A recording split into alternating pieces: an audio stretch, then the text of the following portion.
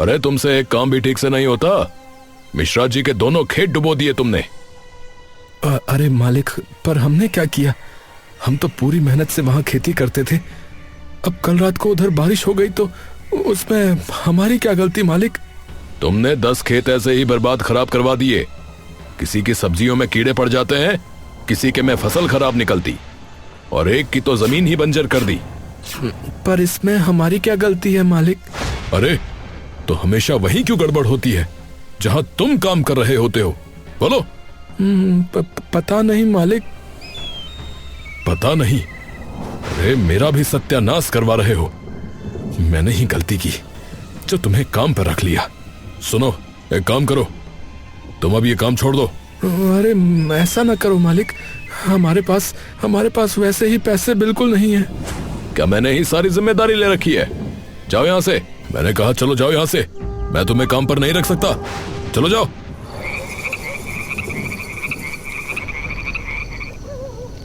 दोनों भाई कड़कती ठंड की शाम में वापस अपने छोटे से टूटे घर में लौट आते हैं। भैया आप क्या करेंगे? पता नहीं भाई, अब तो किस्मत का इतना बुरा प्रकोप आन पड़ा है कि कोई अपनी दुकान के आसपास भी नहीं खड़ा होने देता है कि कहीं उनकी दुकान ही ना बंद हो जाए। भैया अब फिर से कल जाकर के काम ढूंढना पड़ेगा।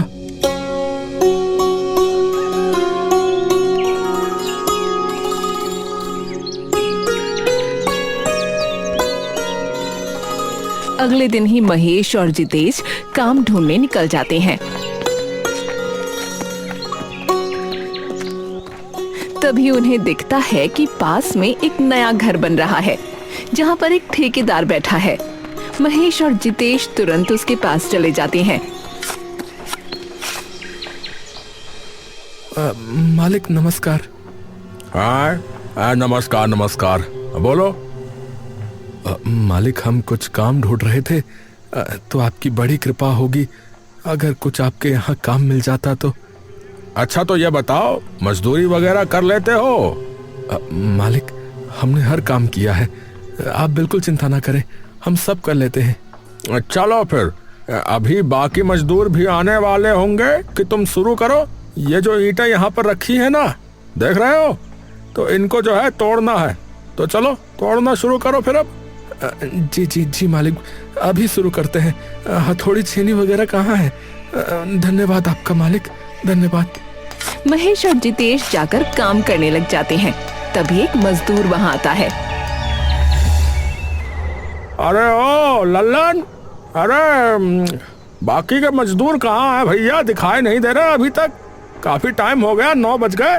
अरे मालिक, अरे पता नहीं मालिक एकदम से क्या हो लिया। ज्यादातर मजदूर एकदम से बीमार पड़ गए मालिक, एकदम से। और एक तो बता रहा है कि चोट लग गई उसके। अरे क्या बहानेबाजी कर रहे हैं ये सब के सब। सच्ची कह रहा हूँ मालिक, बिल्कुल एकदम सच्ची, माँ कसम। अरे एकदम से न जाने क्या मनहूसियत आ गई है। तभी लल्लन की नजर सामने काम करते जितेश और महेश पर पड़ती है। अरे मोरी मैया, अरे मालिक एक बात बताओ, आपने इन्हें काम पे रख लिया है क्या? हाँ काम पे रखा तो है, पर तू ऐसे क्यों चिल्ला रहा है भाई? क्या हो गया? महेश और जितेश डर से उसकी ओर देखते हैं। अरे मैं तभी कहूँ, ये अचानक इतनी परेशानी कैसे आ गई? आपने इन्हें जो काम पे रख लिया। हाँ अरे क्या हो गया भाई, क्या? अरे नहीं तो क्या मालिक, गांव में लोग इन्हें सबसे बदकिस्मत भाई मानते हैं। 12 खेतों में काम किया है और 12 के 12 खेतों का नुकसान करवा दिया है इन्होंने। और तो और, एक बार तो एक टपरी पे चाय पीने गए, अगले दिन वो टपरी बंद हो गई। बताओ। अरे तो उसमें हमारी क्या गलती? वो गैर कानूनी काम करता था चाय बेचने के बहाने, इसीलिए छापा पड़ा था।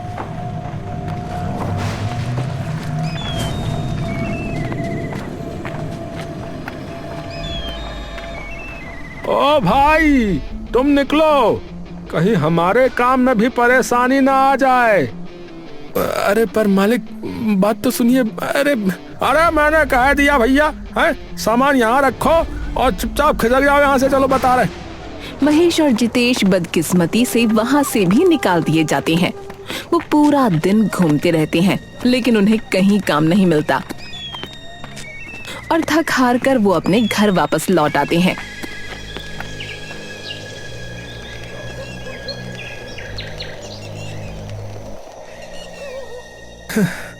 इतने पैसे तक नहीं है कि नया कंबल खरीद सके। अरे भाई, अब तो इन्हीं फटे पुराने कंबलों से खुद को ढकना होगा रे। महेश और जितेश उन कंबलों को ओढ़कर सो जाते हैं लेकिन थोड़ी ही देर बाद वहां एक भयंकर तूफान आ जाता है जिसकी आवाज से दोनों भाइयों की नींद खुल जाती है। अरे भैया भैया, ये क्या हो रहा है? इतनी तेज हवा और इतनी ठंड लग रही है। अरे शायद तूफान आया है रे बाहर। तभी उन्हें दिखता है कि घर की छत पर आई दरार और बढ़ जाती है और तभी छत का एक टुकड़ा टूटकर नीचे गिर पड़ता है। अरे छोटे निकल यहाँ से। अरे ये तो पूरी छत ढहने वाली है। और एक काम कर, अपने साथ कंबल ले ले भाई। दोनों भाई अपने कंबल लेकर बाहर निकल जाते हैं। जैसे ही वो दोनों घर के बाहर निकलते हैं पूरी की पूरी छत धड़ाम से नीचे गिर पड़ती है जिसे देख दोनों भाई कांप उठते हैं। हे भगवान, बाल बचे। अरे बच तो गए हैं, पर अब इतनी ठंड में जाएंगे कहाँ? मेरे तो हाथ ही जम रहे हैं रे ठंड से। अरे थोड़ी देर भी अगर यहाँ रहे तो ठंड से यहीं जम जाएंगे, बता रहा हूँ। भैया एक काम करते हैं ना, फिलहाल के लिए जंगल में चले जाते हैं, वहीं आग वाग जला के बैठ जाएंगे और क्या। और कंबल तो है फिर हमारे पास। जंगल, हाँ सही कहा। चल जल्दी भाग। जितेश और महेश अब जंगल में चले जाते हैं और आग जलाने की जगह ढूंढ ही रहे होते हैं लेकिन तूफान अब भी रुकने का नाम नहीं ले रहा होता है। भैया आपने देखा, सिर्फ हमारे ही घर की छत टूटी, बाकी सब गांव वालों की छत ठीक ठाक रही। शायद हम दोनों सच में बदकिस्मत हैं भैया। अरे चुप रहे पगले, अरे ऐसा कुछ नहीं है रे। छत में तो पहले से ही कई दरारें आ रखी थी और हमारे पास उसको पक्का कराने के पैसे ही कहाँ थे रे। वो भी तो बदकिस्मती ही हुई ना भैया। अरे चुप हो जा। बापू क्या कहते थे याद नहीं है तुझे? हैं क्या कहते थे वो कि किस्मत के भरोसे कभी नहीं बैठते हैं। हाँ, क्या पता किस्मत तुम्हारे भरोसे बैठी हो। हमारा काम बस कर्म करना है। सुना नहीं गीता में भगवान कृष्ण ने क्या कहा था? है? फल देने वाले भगवान हैं, वो सब देख रहे हैं और आज नहीं तो कल हमें हमारी मेहनत का फल जरूर मिलेगा। देख लेना भाई। दोनों भाई आगे बढ़ने लगते हैं। तभी उन्हें दिखता है सामने एक पेड़ के पास एक बूढ़ी औरत पड़ी हुई है। अरे कोई तो मदद करो, कोई मदद करो। अरे हे भगवान, अरे ये अम्मा इतनी ठंड में यहाँ क्या कर रही हैं भाई? दोनों भाई दौड़ते हुए उसकी तरफ जाते हैं।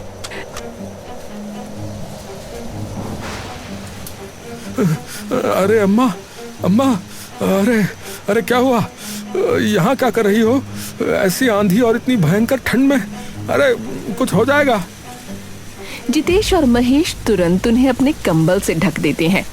बेटा, वो मेरी झोपड़ी में बहुत ठंड हो रही थी तो सोचा थोड़ी लकड़ी लाके जला लूं, लेकिन इतनी ठंड थी कि बाहर मेरी सारी हड्डियां सर्दी में जकड़ गईं। अरे अम्मा, हमें बताओ फिर आपकी झोपड़ी कहाँ है? हम आपको वहीं छोड़ कर आते हैं। बस यही है बेटा। जितेश तभी उस बुजुर्ग औरत को अपनी गोद में उठा लेता है। अम्मा, आप मुझे बताते जाना रास्ता। अच्छा ठीक है बेटा। जितेश और महेश भरी ठंड में कांपते हुए उस बुजुर्ग औरत को अपने कंबल देकर उसे अपनी गोद में उठाकर उसकी झोपड़ी की तरफ बढ़ने लगते हैं। बेटा, भगवान सच्चे दिल वालों की हमेशा सुनता है और तुम्हारा दिल बहुत सच्चा है, ये मैं देख सकती हूँ। जितेश और महेश उस बुजुर्ग औरत को लेकर काफी देर तक घूमते रहते हैं, लेकिन उन्हें कहीं झोपड़ी नहीं दिखती और देखते ही देखते जंगल और गहरा होता जाता है। अरे अम्मा कितनी दूर और है? बस थोड़ी दूर और है बेटा। जितेश और महेश काफी देर तक उस बुढ़िया को लेकर यूं ही चलते रहते हैं। सामने वो घनी झाड़ी दिख रही है बेटा, बस उसी के पीछे है। जितेश और महेश उस झाड़ियों को पार करके जैसे ही बाहर निकलते हैं, उन्हें दिखता है सामने एक बड़ी सी झोपड़ी है। जितेश बुढ़िया को नीचे उतार देता है। आ जाओ बेटा, तुम भी आ जाओ। जितेश और महेश जैसे ही उस झोपड़ी के अंदर घुसते हैं, तभी उन्हें महसूस होता है कि झोपड़ी में चारों ओर गर्माहट है। अरे वाह भैया यहाँ ऐसा नहीं लग रहा है मानो धूप खिली हुई हो। सर्दी कितनी कम लग रही है ना यहाँ। हाँ, पर अम्मा आपने तो बोला था कि आपको यहाँ ठंड लग रही थी। दोनों भाई अम्मा की ओर पलटते हैं, लेकिन वहाँ कोई नहीं होता। हाँ? अम्मा कहाँ गई? महेश, अम्मा कहाँ गई? पता नहीं भैया, अभी तो यही थी।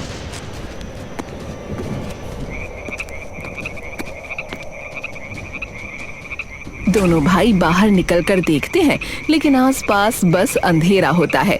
हाँ, कहाँ गई अम्मा? तभी उनके सिर के ऊपर से चांद की रोशनी में एक सफेद कबूतर उड़ता जाता है। जिसका मन पूरी तरह से सच्चा है, उसका बसेरा इस जगह पर पक्का है। क्या था ये? अरे अम्मा ने भी तो यही कहा था ना कि हमारा मन सच्चा है। दोनों भाई वापस उस घर के अंदर चले जाते हैं। भैया, इसका मतलब वो कोई जादुई अम्मा थी। इसका मतलब ये भी है कि ये घर हमारे लिए है। मुझे नहीं पता भाई, पर आज रात के लिए यहीं रुक जाते हैं, क्योंकि अगर बाहर रहे तो इस सर्दी में हम बच नहीं पाएंगे। जितेश और महेश सामने रखी अलमारी खोलते हैं, जहां नए कंबल और गद्दे रखे होते हैं। अरे महेश, ये देख, ये तो बिल्कुल नए हैं रे। हैं? क्या बात कर रहे हो भैया? ये क्या हो रहा है? अरे भाई, अब जो भी हो रहा है उसे भगवान का आदेश मान के स्वीकार कर ले छोटे, वरना तो अब तक हमारा बुरा हाल हो चुका होता। दोनों भाई वो गद्दे बिछाकर उन नए कंबलों को ओढ़कर वहीं सो जाते हैं।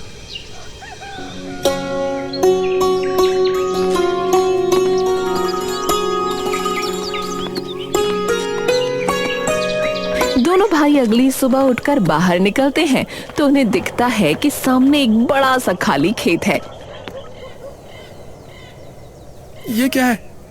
और आपने ये खेत देखा?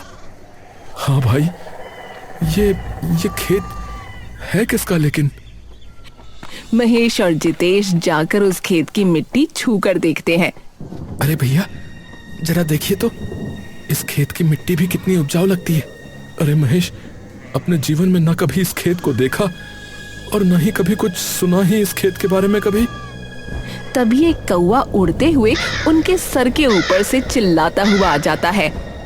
मेहनती इंसान को गिर के उठना दोबारा है, और तुम ये कई बार कर चुके हो, इसलिए सब कुछ तुम्हारा है। हाँ? अरे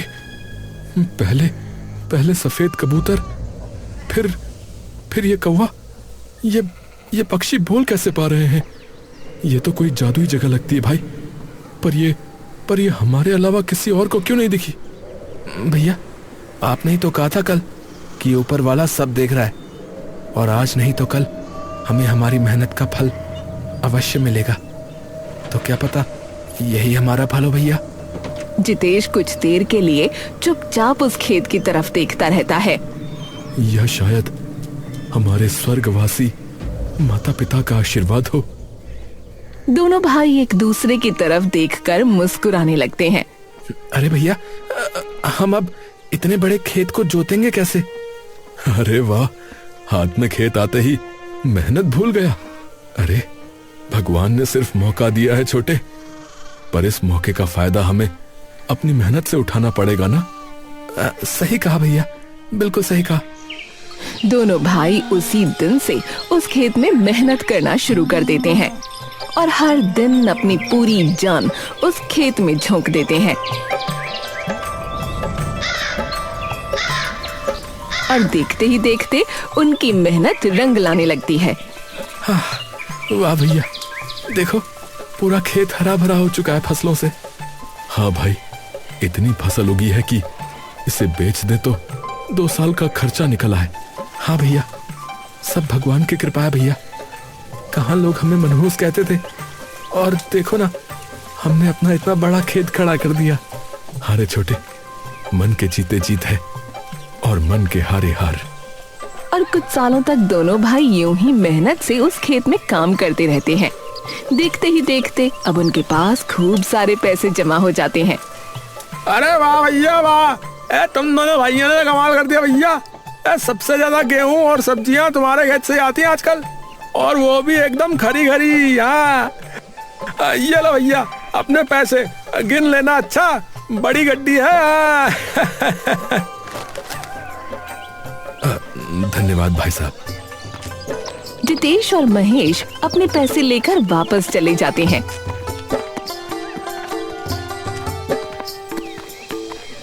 दोनों भाई कुछ देर के लिए उन गरीबों की ओर देखने लगते हैं। भैया जरा देखो, हम भी तो ऐसे ही थे ना, फटे कंबल और दर बदर भटकते हुए पैसों के लिए। हाँ छोटे, और इनके सिर पर तो कोई छत भी नहीं है भैया। ये तो रोज इस सर्दी में यूं ही रहते होंगे ना, चाहे ठंड हो या गर्मी। दोनों भाई चुपचाप उनकी ओर देखते रहते हैं।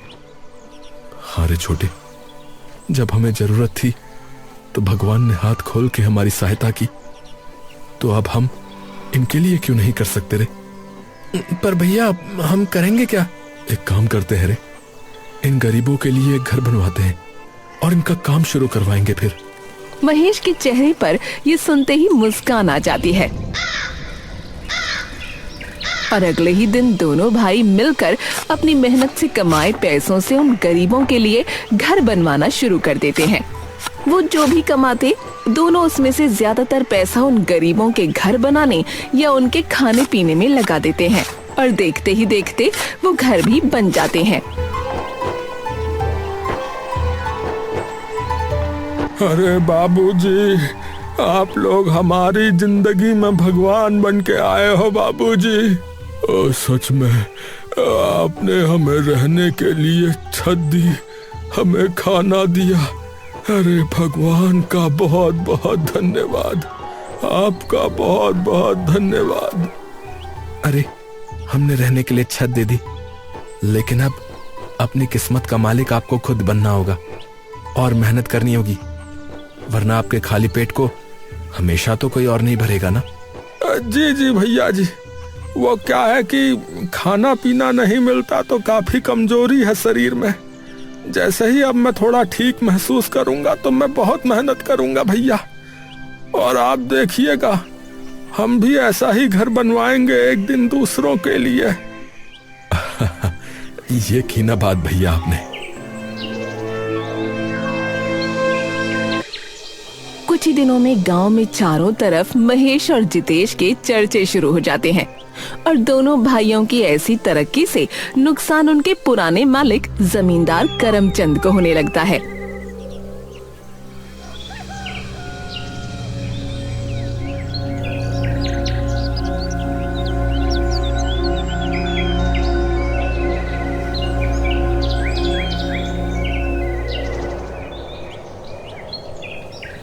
मालिक माफ कीजिएगा, अब हम आपके यहाँ काम नहीं कर पाएंगे। काम नहीं कर पाएंगे? क्यों भाई क्यों, ऐसा क्या हो गया? अब तो मालिक हम महेश और जितेश बाबू के पास ही जाएंगे। वो हम मजदूरों को हमारे हक का पूरा पैसा देते हैं, लेकिन आप तो एक दिन ना आओ तो उसका दुगना पैसा काट लेते हैं। और क्या? अरे तो क्या सिर पे बैठा लो तुम्हें हैं? बस इसीलिए तो नहीं आ सकते अब आपके यहाँ, ऊपर से समय पे पैसे भी नहीं देते। और इतना कहकर वो दोनों मजदूर वहाँ से चले जाते हैं। इन दोनों भाइयों ने तो मेरा सारा काम चौपट कर दिया है, देखना पड़ेगा इन्हें। तभी करमचंद के दिमाग में एक तरकीब आती है। मेरे अलावा भी तो और कई लोग होंगे जिनके धंधे इन्होंने चौपट करवा रखे हैं। एक काम करता हूं, बाकियों को बुलाता हूं आज शाम को पूछने।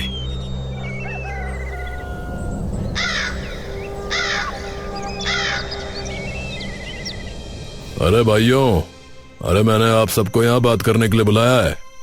अरे उन दोनों भाइयों के बारे में। अरे भाई पूछो मत कि मंडी में सब्जी वालों ने हमसे सब्जी लेना बंद कर दिया है। अरे भाई उन्होंने वहाँ गरीब की परचून की दुकान खुलवा दी, बताओ हैं? और उसके चक्कर में मेरी ग्राहकी कम हो गई, बताओ। अरे भैया आपने ये सब राम कहानी सुनाना कम करो, ये बताओ कि इन दोनों भाइयों का आप करना क्या है?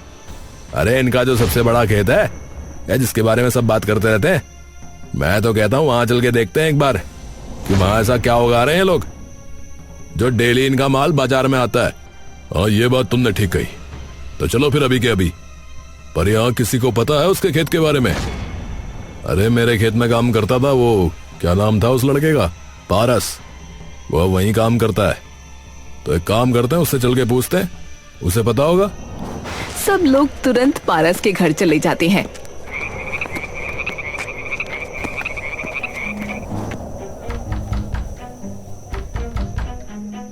अरे आप लोग यहाँ क्या कर रहे हैं मालिक?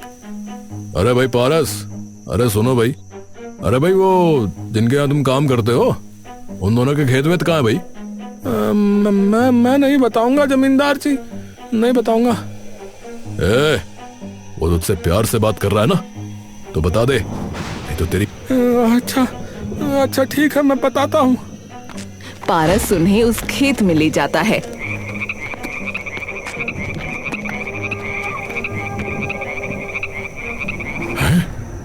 अरे बाप रे, ये इतना बड़ा खेत कहाँ से आया?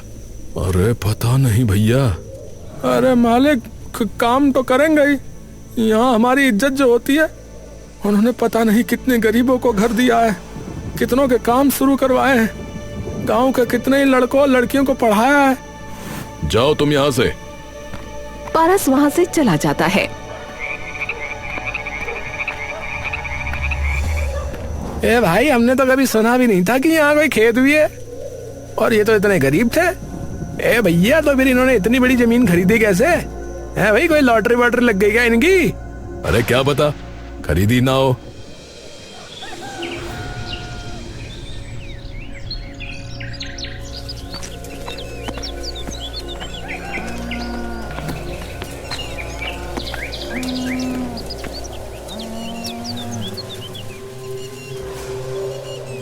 अरे ये क्या है भैया? पता नहीं छोटे, चल चल के पूछते हैं। जितेश और महेश उनके पास जाते हैं। अरे आप लोग हमारे खेत में क्या कर रहे हो? तुम्हारा खेत? अबे तुम्हारा खेत कब से है ये तो मेरा खेत है। क्या? ये क्या बकवास है? अरे तो तेरा है तो जरा कागज दिखाना फिर कि ये खेत तेरा है। ये सुनते ही दोनों भाई चौंक जाते हैं। कैसे कागज? अरे इस जमीन के कागज जिससे यह साबित होता हो कि ये जमीन तुम्हारी है। नहीं, ऐसे तो कोई कागज नहीं है। तो फिर ये जमीन तुम्हारी कैसे हुई भाई? अरे पर हम पिछले 5 सालों से यही खेती करते आ रहे हैं। तो मतलब पिछले 5 सालों से गैर कानूनी तरीके से यहाँ काम कर रहे हो? अबे मैं तो कहता हूँ निकलो यहाँ से, वरना ये जो लोग मेरे पीछे खड़े देख रहे हो ना, वो तुम्हारा ऐसा हाल करेंगे कि तुमने सोचा भी नहीं होगा। अभी इन लोगों से जिद बहस करने का कोई फायदा नहीं है छोटे। फिलहाल के लिए चलते हैं और सोचते हैं कि क्या करना है। महेश उन लोगों की तरफ गुस्से से देखता है। तुम लोगों को ये लगता है ना कि हम कुछ नहीं करेंगे, तो ये तुम्हारा वहम है। अरे हाँ, कर लिया तुमने कुछ। चल निकल अब यहाँ से। दोनों भाई वहां से वापस चले जाते हैं। सुबह से शाम हो जाती है और करमचंद अभी भी बाकी लोगों के साथ वहीं होता है। इनका कोई भरोसा नहीं है कि ये कब वापस यहाँ पर आ जाए, तो कुछ दिन यूं ही रहना पड़ेगा, समझे? तभी सामने से कई सारे चमगादड़ उड़ते हुए आते हैं और उनके सर पर गोल गोल मंडराने लगते हैं। जिसके मन में धन का पाप, ये जगह लगाए उस पे श्राप। सभी लोग डरकर इधर उधर देखने लगते हैं। अबे ये कौन बोल रहा है? अबे मुझे नहीं पता। ये चमगादड़ बोल कैसे रहे? कोई जादू टोना तो नहीं हो रहा? तभी उन लोगों को दिखता है कि उनके चारों तरफ से गांव के सारे लोगों की भीड़ लिए आ रही है।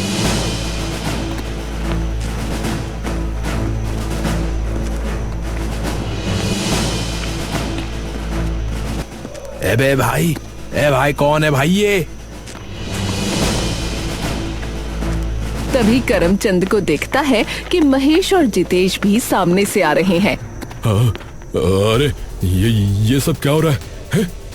वो सभी लोग चारों तरफ से उन सभी को घेर लेते हैं। अरे क्यों आए हो? हमारा हक वापस लेने। मैंने कहा था ना कि तुम्हारा वहम है कि हम कुछ नहीं करेंगे। अरे पर ये जमीन तुम्हारी है ही नहीं, तो इस बात के लिए तुम्हें जेल भी हो सकती है, हाँ समझे? पर अब ये जमीन हमारी है। करमचंद जी, अरे पटवारी जी, जरा सामने तो आइए। उस भीड़ में से पटवारी निकल कर आता है, जिसके हाथ में कई सारे कागज हैं। ये रहे कागज इस जमीन के। अरे ये कैसे हो सकता है? नहीं, अरे तुमने एक ही दिन में ये सब हो सकता है। अरे ये गलत है। तभी भीड़ में से एक पुलिस वाला निकल कर आता है, जो पता नहीं कितने सालों से मजदूरों के हक का पैसा खाते आ रहे हैं। जबरदस्ती लोगों की जमीन हड़प लेते हैं, लेकिन इन्होंने जो है गरीबों का काम दिया है, खाना दिया है, और मुझे एक गरीब के बेटे को पढ़ाया लिखाया, जिसकी वजह से ही मैं आज यहाँ पर हूँ। समझ में आ गई बात? और ये मत भूलो, गांव का हर गरीब किसान और वो आदमी इनके पीछे खड़ा है जो बेईमानी में नहीं, मेहनत पर भरोसा रखता है। तो तुम अभी के अभी जो है यहाँ से निकल जाओ, बता रहे हैं, वरना सोच लो कि इतने सारे लोग मिलके तुम्हारा क्या हाल करेंगे। अरे भाई कालू, अबे यार, मुझे लग रहा है यहाँ पर भीड़ भारी हो गई है। एक काम कर, पहाड़ में जाए जमींदार, इसके 250 रुपए वापस कर और खिसक ले बेटे यहाँ से, वरना बेमतलब में मारे जाएंगे। क्या समझा? सभी तुरंत वहाँ से भाग जाते हैं और उनके पीछे बाकी जमींदार और करमचंद भी तुरंत वहाँ से निकल जाते हैं।